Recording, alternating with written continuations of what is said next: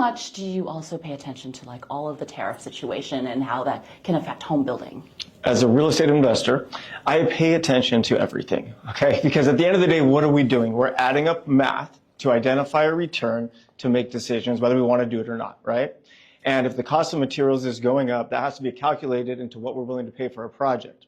And once it's calculated into what we're willing to pay, it's going to affect the offer that we're willing to pay. An example of that is home appliances. So an average house, most people think we'll have, 3, 4 appliances. The reality is it's on average about 10 to 15 appliances. So if you have 10 to 15 appliances that cost $30,000 and you have a 15 or 20% tariff on it, call it $5,000, right? And you do 100 flips a year, you're paying an extra $500,000 just in appliances. But that's not the only thing that we're getting hit with. So across the board, the costs are going up, and really who's going to hurt? New home builders, first-time buyers. Luxury buyers, not really going to affect them. They're luxury buyers, right? First-time home buyers, they're usually strapped for cash, and with the prices and the high rates, they're doing everything they can just to buy a house. And then new home builders, well, the biggest problem with building is the cost of building, and that's why the prices keep going up. And what's going to happen, if it gets too expensive, the builders, just like they did after the Great Recession, they're going to stop building.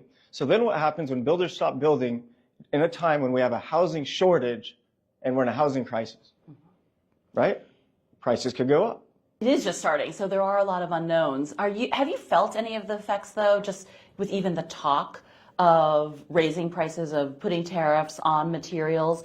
I mean, from the time you first started building or flipping homes to now, I mean, certainly you've seen some sort of like big increase there, just again, when you look at the numbers. I'll give you an example. On one of my first flips in 2010, it was a house in Garden Grove, California. I think I paid $280,000 for it.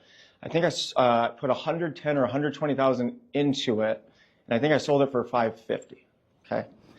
That same house today, I paid $280,000. I would probably have to pay $1 million for the house. To fix it up today would probably cost me $400,000. So that's how much more I pay today. I used to remodel an entire house, inside, outside, new windows, new everything, 1,500 square foot house for $42,000. That same house today, less than 15 years later, cost me around $180,000, $190,000. Where are people getting the money? It's a great question. I'll tell you, a lot of people, they borrow against their homes at 3% interest rates. And then they spent all that money. And now they're stuck in their homes because they can't qualify, nor can they afford to move. So 80% of this country has interest rates that's so low, they can't move. And if they can't move, they won't move, which means we have another housing issue. We have no inventory. And then if prices keep going up and builders stop building, it becomes another issue. So we don't know what's going to happen until this kind of pans out over the next few months here.